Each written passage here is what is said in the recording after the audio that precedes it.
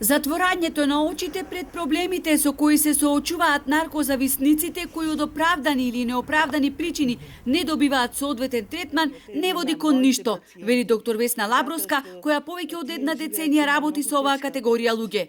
Бројот на наркозависници, посебно на хероинските, расте. Во моментов во Охридскиот центар за превенција и третман на болести на зависност од дрога, кој е регионален, се лекуваат над 180 пациенти од Охрид, Струга, Дебар и Кичево на возраст од 19 до 60 години.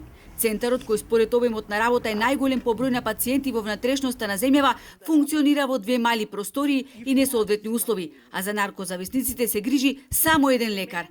Јас не сакам да ве замарам со тоа што значи протокол и колку треба лекари, колку медицински сестри. Значи со 180 пациенти од скроз различни средини работам јас и 3 медицински сестри. А колку треба да има по протокол? Па да речеме на еден тим 50 на пациенти. Просторот ќе се среди, ќе се направи тоа, треба персонал. Треба луѓе што работат.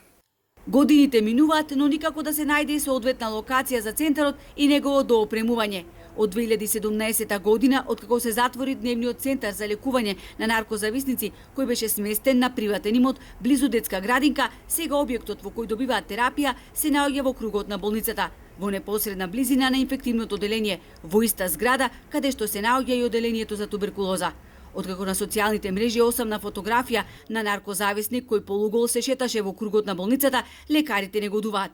Иако инцидентот се случи одамна, тие сметаат дека ова не е соодветна локација за наркозависниците.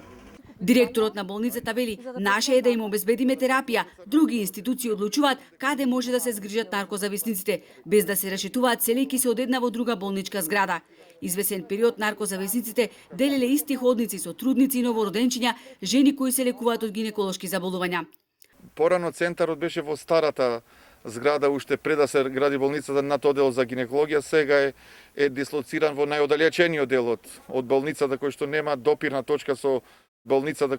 Ако како општество сакаме да ги лекуваме, не треба дополнително да ги маргинализираме, вели доктор Лабровска, која се залага за подостоинствени услови на наркозависниците, кои сред зима надвор еден по еден чекаат додека да им дојде ред да ја примат потребната терапија.